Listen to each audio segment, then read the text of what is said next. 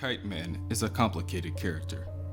Most don't know, but could probably figure out. Charles Brown, yes, like the comic character, that he studied wind in school. Wind is all about balance. It's all about the pressures of the world moving from low to high, trying to find it. And while trying to find it, it moves everything and everyone it touches. That's just the way it is.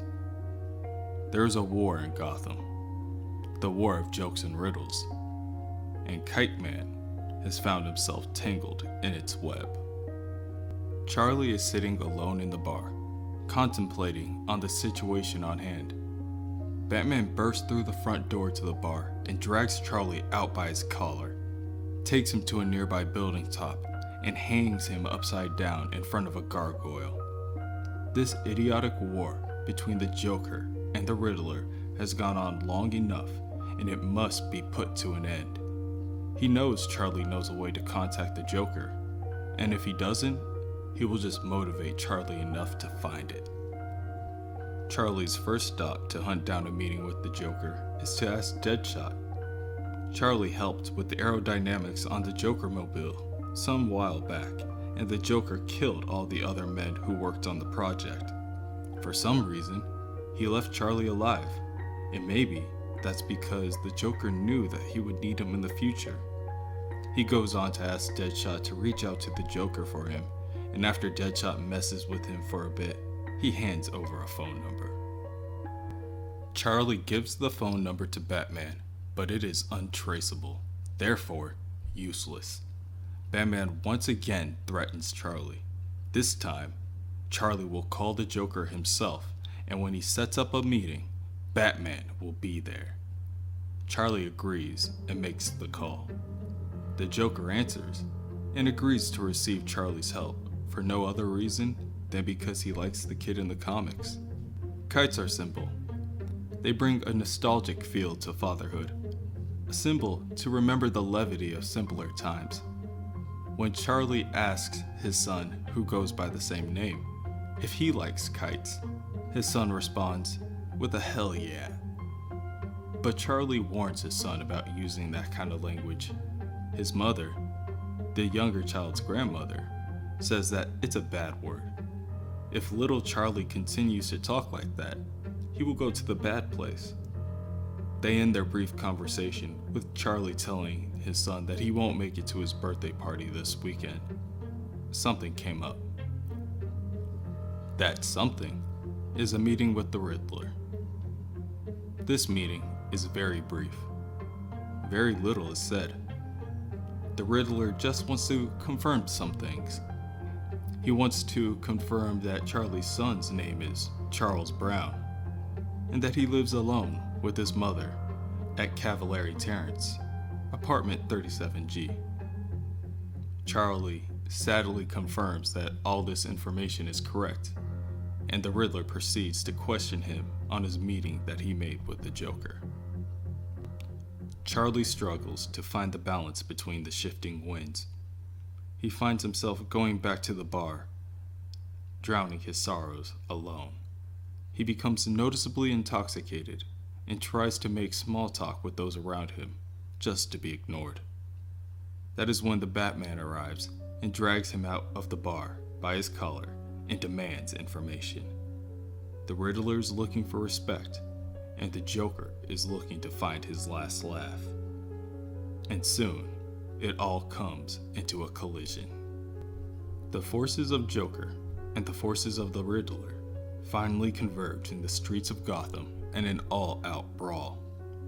Batman arrives, and with the Riddler, Scarecrow, Killer Croc, and Solomon Grundy present, the Joker is able to make his escape.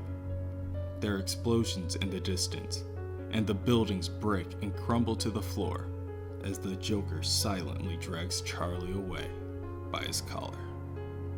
The Joker is upset, and he still hasn't rediscovered his laugh. Charlie breaks down and tells the Joker that Batman had him set up the meeting, but then the Riddler found out, and Charlie ended up telling him about the meeting, but then Batman found out about the Riddler so he told Batman about the meeting, and then everybody ended up there. The Joker grunts under his breath. It's a shame. The whole situation is almost funny. Later, Charlie has another meeting with the Batman. Batman tells him that his son is safe at the moment, but Charlie needs to tell him where the Joker took Charlie after the previous meeting was interrupted.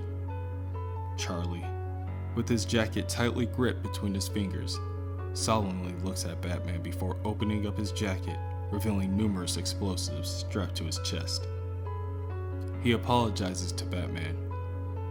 Then, he explains that the Joker is making him do this before pressing the button to detonate the charge. But nothing happens. Charlie sinks to his knees and begins to question everything. How did his life turn out like this? He was prepared to commit suicide. He did commit suicide, but nothing happened. Charlie immediately returns to his apartment and drowns himself in a bottle of whiskey before he receives a call on the phone. The voice on the phone says, "Riddle me this. I love to dance and twist and prance. I shake my tail away as I sail. I fly up high, up into the sky. What am I?" The Riddler knew that Charlie would betray him. It has all just been some kind of sick joke, or riddle. Who really cares at the moment? He just wanted to send a message to Batman on what happens when normal people get involved. The Riddler put poison on the rope for Charlie's son's kite, and out of reaction, his son immediately fell ill and was rushed to the hospital. Batman tells Charlie where his son was taken, and Charlie rushes to the hospital to be by his side. With barely any strength left to fight, Charlie's son confides in his father one last time. His son tells him that he said that word again, the word that he's not supposed to say, and he hopes that that doesn't mean that he's going to the bad place now. Charlie, behind the tears rolling down his face, struggles to tell his son that everything is going to be okay. And just seconds after, his son's consciousness fades away. This is the beginning. The world is crazy, and sometimes it can be unforgiving. The shift of the winds are unpredictable, and in some circumstances, deadly.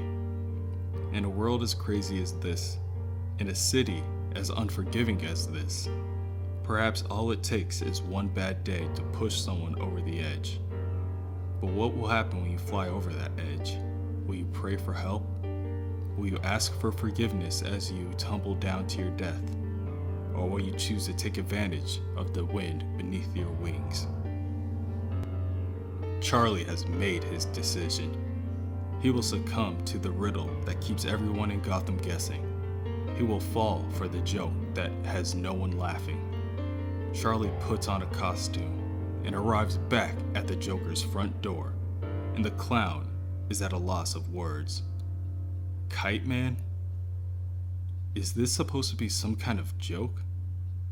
Charlie looks the Joker dead in his eyes and tells him, "Hell yeah."